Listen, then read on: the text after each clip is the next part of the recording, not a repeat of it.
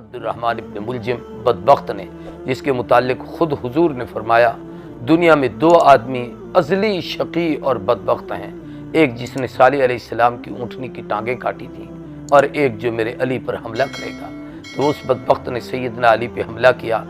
آپ فجر کی نماز کے وقت روزہ رکھ کر روزے کی حالت میں آپ نماز پڑھانے کے لیے جامع مسجد کوفہ میں تشریف لا رہے تھے، اور آپ کی عادت تھی کہ آتے ہوئے الصلاۃ الصلاۃ کے جملے کہتے۔ اس ظالم نے پیچھے آ کر آپ پر وار کیا، آپ مسجد میں گرے، بے ہوش ہو گئے۔ اسی حالت میں اٹھا کر آپ کو لایا گیا، اور پھر جب ہوش آیا تو پھر آپ سے پوچھا گیا اور بتایا گیا کہ آپ کا قاتل فلاں ہے۔ تو آپ نے فرمایا اللہ تیرا شکر ادا کرتا ہوں کہ تو نے مجھے رمضان المبارک کے مہینے میں اے اللہ اپنی قربت کی سعادتیں نصیب فرمائی ہیں۔ 21 رمضان سیدنا حضرت علی ابن ابی طالب کرم اللہ وجہہ کا یوم شہادت ہے۔ حضرت علی صحابہ اکرام میں بہت بڑے اونچے مقام کے عظیم المرتبت انسان ہیں، اہل بیت میں بہت بڑے اونچے مرتبے کے عظیم المرتبت انسان ہیں۔ ہر اسلام کے تاریخ کے اہم دائرے میں جناب علی ابن ابی طالب شامل ہیں۔ مثال کے طور پر والسابقون الاولون من المہاجرین والانصار، سابقین اولین میں ایمان لانے والوں میں یقیناً حضرت علی ابن ابی طالب شامل ہیں۔ سب سے پہلے خلفائے راشدین کے دائرے کو دیکھیں، اس میں سیدنا علی ابن ابی طالب شامل ہیں۔ ایسے ہی آپ عشرہ مبشرہ کا دائرہ دیکھیں تو اس میں بھی سیدنا علی ابن ابی طالب شامل ہیں۔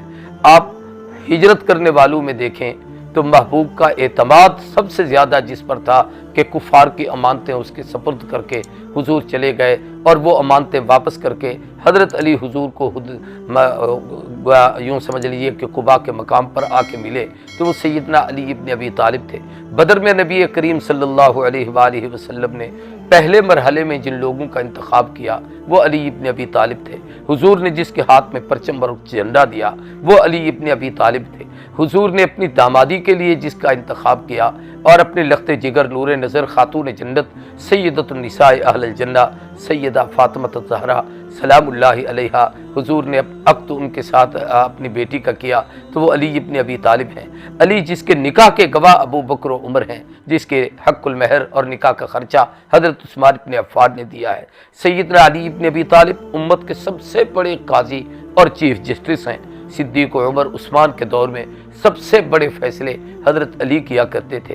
ان کے وہ وزیر بھی رہے، ان کے مشیر بھی رہے، اور پھر یہ کہ امت مسلمہ کی ہر مشکل موڑ پر رہنمائی فرمائی، ان کے ساتھ معاونت فرمائی اور ان کے مسائل کو حل کیا۔